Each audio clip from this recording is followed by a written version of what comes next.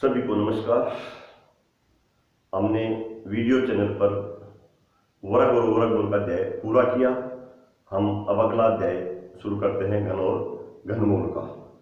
बिल्कुल जिसने वर्ग और वर्गमूल को समझ लिया उसने घन और घनमूल को 80% से ज़्यादा समझ लिया। वहाँ हम वर्ग में 2 एक संख्याएं ले रहे थे, यहाँ घन में हम 3 एक संख्याएं लेंगे।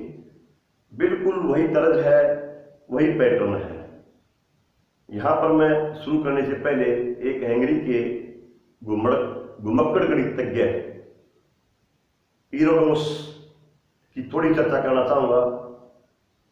ईरोडोस ने 19 साल की उम्र में पीएचडी पूरी कर ली थी और उस समय के जाने माने गणितज्ञ हार्डी, जो पूरे विश्व में उच्च कोटि के गणितज्ञ थे, वो उनसे 57 वर्ष बड़े थे और वो कहते थे कि पॉल ईरोडिस इस दुनिया के लिए एक बहुत ही बड़ी धरोहर है। ईरोडिस 1996 में हमारे बीच में नहीं रहे, लेकिन ईरोडिस की बातें आज भी हमारे बीच है, उनका काम हमारे बीच। और ईरोडिस ये कहते थे किसी भी विषय की जो जान है, पहचान है, वो उसकी भाषा है। उस विषय की भाषा को समझने की कोशिश करो, विषय आसान हो जाएगा। और एक बात भी बड़े खुले मन से कहते थे, यदि आपने दोस्त बनाना है, किसी से दोस्ती करनी है तो स्वाध्याय से दोस्ती करो। और स्वाध्याय एक ऐसा दोस्त है जो आपको अपनी पीठ पर बिठाकर बुलंदियों तक ले जाएगा। तो चलो आगे हम अपने विषय पर आते हैं, घन और घनमूल। घन का मतलब एक संख्या को उसी संख्या को 3 बार गुणा करना। यदि 1 का घन निकालना है तो यह आएगा 1 गुणा 1 गुणा 1 और यह आ जाएगा 1। 2 का घन 2 गुणा 2 गुणा 2, यह आ जाएगा मेरा 8। 2 दूनी 4, 4 दूनी 8। जब मैं नीचे ये लगा रहा हूं, जोड़े बना रहा हूं, तो मैं जब वर्ग और वर्गमूल में था तो क्या मैं 3 अंकों के साथ के नीचे जोड़े लाइन लगा रहा था, जोड़े बना रहा था क्या? नहीं। वहां मैं कितने ले रहा था? 2। यहां मैं कितने ले रहा हूं? 3। ये भी ध्यान रखनी है। मैं एक तालिका बना रहा यहां पर, उस तालिका में ऊपर संख्या, नीचे उसका घन है। 1 का घन 1 है, 2 का 8 है, 3 का 27 है, 4 का 64 है, 5 का 125 है, 6 का 216 है, 7 का 343 है, 8 का 512, 9 का 738 और 10 का 1000। मैंने इनका घन लिख दिया। मेरे पास आ गया 1, 8, 27, 64, 125, 216 इस तरह आ गया। तो ये मेरे पास क्या है? ये मैंने पहली 10 पूर्ण घन संख्याएं लिख दी। जब मैं इसको लिख रहा था, हम इसको गुणा करके 4 गुणा 4 इस तरह लिख सकते हैं, अपने आप भी लिख सकते हैं और अपने आप लिखें ही। इसको गुणा करके देखें वास्तव में। 6 को 3 बार गुणा करें, 7 को 2 बार तो हमने कर रखी, 7 का वर्ग 49 को 7 से कर दें। इसमें हम बल्कि 64 को 8 से करें, इसमें 81 को 9 से करें। इस तरह करने की बजाय भी 8 गुणा 8 गुणा 8, मैं इस तरीकों के नहीं पढ़ाऊंगा। मैं जब मैंने इसको करना है तो मैं करूंगा 64 को 8 से गुणा करूंगा, मेरी गुणा आएगी। मतलब इसका मतलब हम अपने वर्ग की भी दोहराई करें। जब हम चल रहे तो हम अनेकों बातों का ध्यान रखें। इसमें जो मैंने तालिका बना ली, इस तालिका में भी हम नजर डालें। जो 1 है, 1 कैसी संख्या है? विषम संख्या है। इसमें विषम संख्या देखो, 1 विषम संख्या है, 3 विषम है, 5 विषम है, 7 विषम है। इनका घन कैसा आ रहा है? ये भी विषम है, ये भी विषम है, ये भी विषम है, ये भी विषम है। तो अपना परिणाम आपके मन में बिल्कुल आ गया। और जो पढ़ाते वक्त बच्चे के मन में से शब्द निकलना शुरू हो जाए, उसी को शिक्षक की सही दिशा मानते हैं। तो जो संख्या विषम है उसका घन भी क्या होगा? विषम होगा।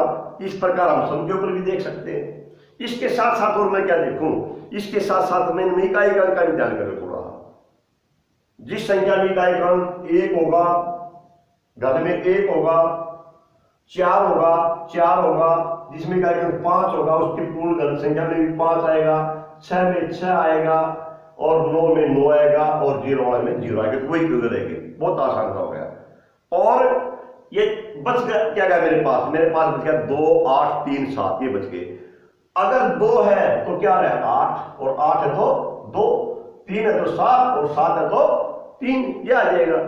अब हमने वहां भी देखा था किन संख्याओं में यदि कहेगा कि ये हो तो संख्या पूर्ण घन नहीं हो सकती, भाई 0 की संख्या विषम हो, ई का एक अंक 2 हो, 3 हो, 7 हो, 8 हो, ये नहीं हो सकती। लेकिन पूर्ण घन में क्या है? पूर्ण घन में देखिए हमें 1 भी आया है, 2 भी आया है, 3 भी आया है, 4 भी आया है, 5 भी, 6 भी, 7, 8, सब इस आधार पर तो हम नहीं कर सकते। तो इसके लिए तो हमें अभाज्य गुणनखंड का ही सहारा लेना पड़ेगा।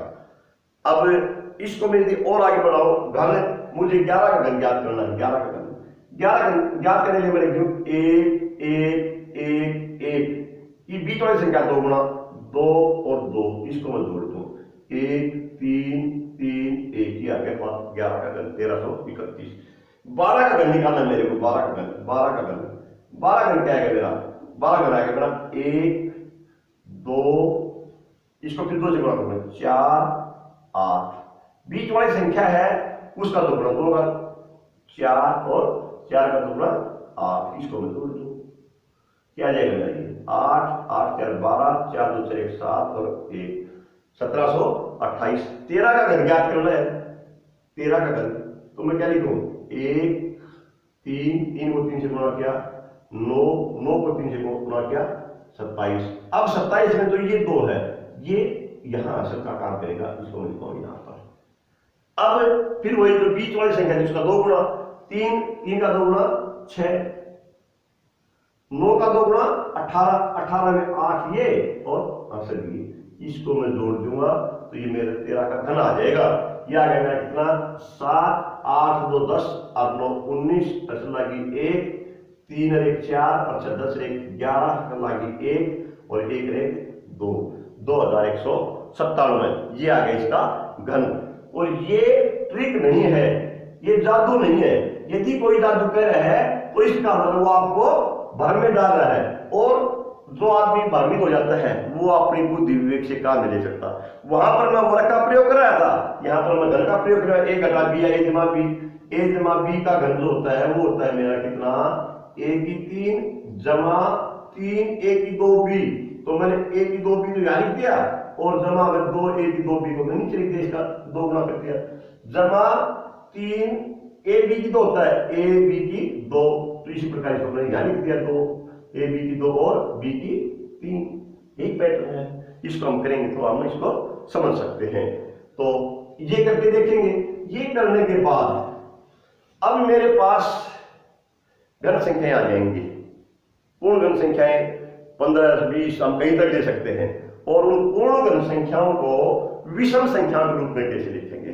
हमने उसमें वहां लिखा था लगातार विषम संख्याएं लेके उनका जोड़ करेंगे तो संख्या क्या आएगी? पूर्ण वर्ग संख्या आएगी। अब एक अगली ये 1 का घन है, 1 का घन है। आगे 3 जमा 5 ये आएगा 8, ये किसका आ गया? 2 का घन आ गया। आगे मैं लिखूं 7 जमा 9 जमा 11, ये आ गया मेरा 27, ये किसका आ गया? 3 का घन आ गया। आगे लिखूं मैं 13 जमा 15 जमा 17 जमा 19, इसको मैं जोड़ू 17 13 30, 30 17 45 और 19 64, ये आ गया मेरा 4 का घन। इसी प्रकार मैं 5 का लिख सकता हूँ। 5 का कहां से शुरू करूं मैं? 21 जमा 23 जमा 25 जमा 27 जमा 29, इसको मैं जोड़ूंगा तो 125 आएगा, ये 5 का घन, ये आ गया। अगर मुझे इसमें ये लिखना हो 17 का घन विषम संख्याओं के रूप में लिखो, 15 का घन विषम संख्याओं योग के रूप में लिखो, तो मैं कैसे लिखूंगा? उसमें तो मैं लगातार ले रहा था। इसमें ये 1 से शुरू है, ये 7 से शुरू है, 21 से शुरू है। मुझे यदि ये पता लग जाए कि मैं इसकी शुरुआत कहां से करूं और अंत कहां पर होगा, अंत का ये है, ये 1 है 1 बार आया है, ये 2 है तो ये संख्या 2 बार आई है, ये 3 है तो ये लगातार 3 आई है, ये 4 है तो 1 2 3 4 आई है, 5 है 5 बार आई है। तो मुझे एक बात का पता लग जाए कि जो मेरी पहली संख्या है ये कहां से आ रही है, तो मुझको आगे 3 बार लिखना है। मैंने 17 का है, मुझे ये पता लग जाए मेरी पहली संख्या क्या आएगी, तो उसके बाद मैं लगाकर 17 विषम संख्या लिख दूं, या अंतिम का पता लग जाए तो मैं वापिस लिख दूंगा। तो इनका हमें जुड़ता देखें क्या बनता होगा, ये 1 नहीं, अब इस 3 और 5 का जो संबंध है 2 से, यदि 3 और 5 का ठीक ठीक संबंध स्थापित हो जाए 2 से, तो बाकी साथ हुई हो जाएगा। यदि मैं इसको इससे अधिक ले रहा हूं, 2 इससे एक अधिक है, लेकिन ये बात यहां पर करी नहीं उतरेगी। हमें तो ऐसी बात है जो सबके ऊपर लागू हो। अगर मैं 2 को 1 से गुणा कर दूं और इसमें 1 जोड़ दूं, मेरा 3 आ जाएगा। ये बात मैं इस पर देखूं, मैं 3 को 2 से गुणा करूं और 1 जोड़ दूं, मेरा 7 आ जाएगा। इसमें 4 को मैं 3 से गुणा कर दूं, 4 को 3 से गुणा करूं और इसमें 1 जोड़ दूं, मेरा 13 आ जाएगा। हमारी एकरूपता आ गई, एकरूपता तो आ गई, लेकिन इसको हम मन में कैसे परिभाषित करें? इस बात को करें, हमें जिस संख्या का घन ज्ञात करना है उसकी पूर्ववर्ती संख्या की गुणा से 1 अधिक। जो संख्या है तो हमने पहली संख्या ज्ञात करनी है, जो हमने बिल्कुल पहली विषम संख्या ज्ञात करनी है। पहली विषम संख्या मेरी क्या आएगी? जिस संख्या का हमें ज्ञात करना है वो संख्या गुणा में उसकी पूर्ववर्ती संख्या और जमा में 1, इसको हम लिख लेंगे और याद कर लेंगे। अब यहां पर पूर्ववर्ती संख्या, यहां पर 2 की पूर्ववर्ती 1, 3 की 2, हम इसको भी दोहरा रहे हैं। अगर मैंने अंतिम निकालनी है वो हमारी पड़ताल के लिए हो जाएगा। अंतिम कैसे बन रही होगी? 5 है, इसका संबंध देखो क्या है, अगले इसका 3 और 11 का देख लेना क्या आएगा। तो इसमें क्या आएगा? 2 को 3 से गुणा करूं मैं, 2 गुणा 3 6 घटा 1, 11 का जो संबंध है वो मेरा क्या है? 3 गुणा 4 12 घटा 1। तो इसको कहा 30 से गुणा करेंगे। यहां पूर्ववर्ती की बजाय क्या आ जाएगा? यहां पर परवर्ती आ जाएगा, परवर्ती। और वहां तो हम बढ़ा रहे थे और ये यहां पर क्या कर रहे हैं? कम कर रहे हैं। तो परवर्ती संख्या की गुणा से 1 कम आ जाएगा। ये है विषम संख्याओं के रूप में लिखना। अब एक संख्या अक्सर जब हम पढ़ते हैं और वो पेपर में आ भी जाती है, विशेषकर एनिमल में भी हार्डी-रामानुजन संख्या क्या है, और वो हार्डी-रामानुजन संख्या है वो है 1729। और इसके बारे में भी ये है, जब रामानुजन आखिरी स्टेज में थे, वो हॉस्पिटल में एडमिट थे, हार्डी को पता लगता है तो वो लंदन से आता है उससे मिलने के लिए। और जब उससे मिलने के लिए जाता है, भारत में आता है, तो जिस गाड़ी में बैठ के जाता है उस गाड़ी का नंबर था 1729। वो विषम संख्या को बहुत बड़ा गणितज्ञ होने के बाद भी थोड़ा इनकी जो अपनी विचारधारा थी, जो विषम संख्या उसको शुभ नहीं मानते थे। शुभ अशुभ की जो भाषा है गणित और विज्ञान में वैसे शोभा नहीं देती। फिर भी उसने कहा रामानुजन, मैं जिस गाड़ी में आया हूं उस गाड़ी का नंबर अच्छा नहीं था। उसने कहा क्यों जी, कौन सा नंबर था? 1729। 1729 सबसे छोटी संख्या है जिसको 2 तरह से पूर्ण घन संख्याओं के योग के रूप में लिखा जाता है। तो अब और उसी दिन से इसका नाम पड़ गया, अपना क्या नाम पड़ गया इसका? हार्डी-रामानुजन संख्या। रामानुजन संख्या। और इसको हम बढ़ाएं कैसे? हार्डी-रामानुजन टेबल बना देते, टेबल ही बना दिया उसने कहा यहां लिखो 1, यहां लिखो 8, यहां लिखो 27, यहां लिखो 64, यहां लिखो 125, यहां लिखो 216। इसको आगे तक लिखते जाएंगे। क्या लिख रहा हूं मैं? पूर्ण घन संख्याएं। इधर भी 1, 8, 27, 64, 125। आप इस टेबल को बड़ा बनाओगे, ये बोर्ड छोटा, इस टेबल को आप बड़ा बनाओगे। और इसको क्या करना है? यहां जमा का निशान दे दिया उसने। इसका मतलब इसको मैं 1 में जोड़ दूं, 2, 8 में जोड़ दूं, 9, 27 में जोड़ दूं, यानी मेरा 28, इसमें जोड़ दूं 65, इसमें 126। इस तरह से आता जाएगा ये।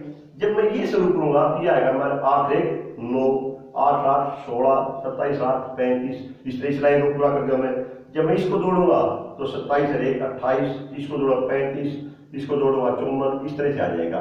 तो ये मेरा जो टेबल पूरा होगा, मैं इसको आगे तक ले लूंगा, यहाँ इस तरफ भी ज्यादा बढ़ा लूंगा। ये जो मेरा टेबल पूरा होगा ये होगा मेरे हार्डी-रामानुजन घन का टेबल। इसमें 1729 ऐसा आएगा जिसका 2 बार आ जाएगा। इस लाइन में भी आ जाएगा, इसमें भी आ जाएगा। तो ये थी अपनी हार्डीराम संख्या। इसके साथ अपना इस अभ्यास है जो पहली प्रश्नावली की पूरी हो जाएगी और इसका हमें शुरुआत भी कर दी। आप सुनोगे, इसको ध्यान से सुनोगे और मेरा सहयोग करोगे, जहां भी दिक्कतें आ रही हो उसके बारे में शेयर करोगे। धन्यवाद।